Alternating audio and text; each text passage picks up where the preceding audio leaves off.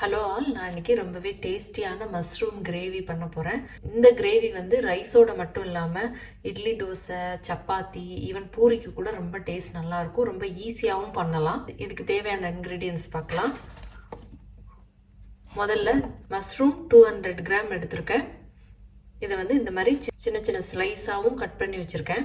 அதுக்கப்புறம் வெங்காயம் வந்து பெரிய வெங்காயமாக கொஞ்சம் ரஃப்பாக கட் பண்ணி வச்சுருக்கேன். ரொம்ப சின்னதாக கட் பண்ணாமல் கொஞ்சம் ரஃப்பாகவே கட் பண்ணி வச்சுருக்கேன்.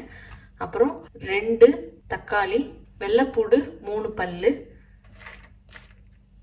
அப்புறம் கொஞ்சம் கேஷ்யூ எடுத்திருக்கேன். 20 கேஷ்யூ பக்கத்தில் எடுத்துக்கலாம். அப்புறம் 1 டீஸ்பூன் சீரகம், 1 டீஸ்பூன் மிளகு. இது தவிர சில்லி பவுடர், கோரியாண்டர் பவுடர், மிளகாய் பொடி, தனியா பொடி, கரம் மசாலா கொஞ்சம், மஞ்சள் தூள், அதுக்கப்புறம் உப்பு. இவ்வளோதான் மெயின் இன்க்ரீடியன்ஸு. இப்போ இதை எப்படி பண்ணுறதுன்னு பார்க்கலாம். முதல்ல பேன் சூடானதும் அதில் ஒரு 2 டேபிள் ஸ்பூன் ஆயில் விட்டுக்கலாம். ஆயில் கொஞ்சம் சூடானதும் அதில் இந்த சீரகம், மிளகு 2ஐயும் போட்டுடலாம். சீரகம் கொஞ்சம் பொரியறதுக்கு ஸ்டார்ட் ஆனதுக்கப்புறம் அதில் பூண்டு பல் கொஞ்சம் கட் பண்ணி வச்சுருக்கிறேன், அதை போட்டுடலாம். இதை போட்டு ஒரு 30 செகண்ட்ஸ் அது நல்லா பொரியட்டும். அதுக்கப்புறம் நம்ம வெங்காயம் கட் பண்ணி வச்சுருக்கிற வெங்காயத்தை சேர்க்குறேன். வெங்காயம் போட்ட உடனே நான் கிரேவிக்கு தேவையான மொத்த சால்ட்டையும் நான் இப்போ இதிலையே போடுறேன். இது வந்து கொஞ்சம் சாஃப்ட் ஆயிடுச்சு. வெங்காயம் ரொம்ப ப்ரௌன் ஆகணும்னு அவசியம் இல்லை, கொஞ்சம் சாஃப்டாகி குக்காக இருந்தால் போதும். அதுக்கப்புறம் இதில் வந்து தக்காளி ஆட் பண்ணுறேன். தக்காளி கொஞ்சம் நல்லாவே குக் ஆயிடுச்சு. இதில் முந்திரி பருப்பை சேர்த்துட்டு நம்ம ஸ்டவ் வந்து ஆஃப் பண்ணிடணும். இது நல்லா ஆறுனதுக்கப்புறம் நம்ம இதெல்லாம் சேர்த்து நம்ம மிக்சியில் போட்டு நல்லா அரைச்சி எடுத்துக்கணும்.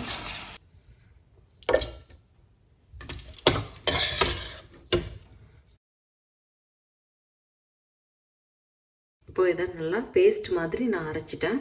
அதுக்கு நான் அதே பாத்திரத்தில் கொஞ்சம் ஆயில் விட்டுக்கிறேன். இந்த கிரேவிக்கு கொஞ்சம் ஆயில் போட்டால் தான் நல்லாயிருக்கும்.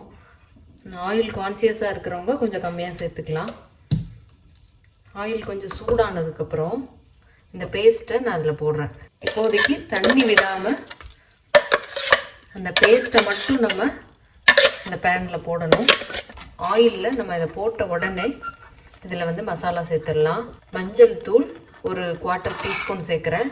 சில்லி பவுடர் உங்கள் காரத்துக்கு தகுந்தாப்பில் சேர்த்துக்கலாம். 1 or 2 டீஸ்பூன் சேர்த்துக்கலாம். அதுக்கப்புறம் கோரியாண்டர் பவுடர், தனியா பவுடர் வந்து 1.5 டேபிள் ஸ்பூன் போட்டுக்கலாம்.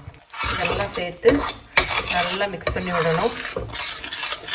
ஸ்லோ ஃப்ளேமில் வச்சுட்டு ஒரு 1 நிமிஷம் இதை நம்ம நல்லா மிக்ஸ் பண்ணி விடணும். நம்ம கேஷ்யூ போட்டிருக்கிறதுனால மசாலா நல்லா கெட்டியாகும். 1 நிமிஷம் நம்ம வதக்குனதுக்கப்புறம் இதில் வந்து மஷ்ரூம் சேர்த்துடலாம். இந்த மசாலாலேயே மஷ்ரூம் வந்து நல்லா குக் ஆகணும். ஃபஸ்ட்டு வந்து தண்ணி விடாமல் ஒரு 2-3 மினிட்ஸ் நம்ம நல்லா வதக்கி விட்டுறணும். அதுக்கப்புறம் மஷ்ரூம் வந்து இந்த மசாலாலேயே நல்லா குக் ஆனதுக்கப்புறம் இதில் கொஞ்சம் தண்ணி சேர்த்துடலாம். நம்ம ஏற்கனவே மிக்ஸி ஜாரில் கொஞ்சம் பேஸ்ட் இருந்தது, அதோடு சேர்த்து தண்ணி சேர்த்து நான் அதில் விட்டுறேன். இப்போ மஷ்ரூம் நல்லா குக் ஆகிடுச்சு. இதில் 1 டீஸ்பூன் கரம் மசாலா சேர்க்குறேன். இதை சேர்த்து 1 நிமிஷம் நம்ம கொதிக்க விட்டால் போதும். கடைசியாக இதில் வந்து கொத்தமல்லி இலையை வந்து வாசனைக்காக போட்டுடலாம். கேஷ்யூலாம் போட்டதுனால இது 100% டேஸ்ட் ரொம்ப நல்லாயிருக்கும். ரொம்ப ஈஸியாகவும் பண்ணலாம். நீங்களும் இதை மறக்காமல் ட்ரை பண்ணி பாருங்கள். Thank you all.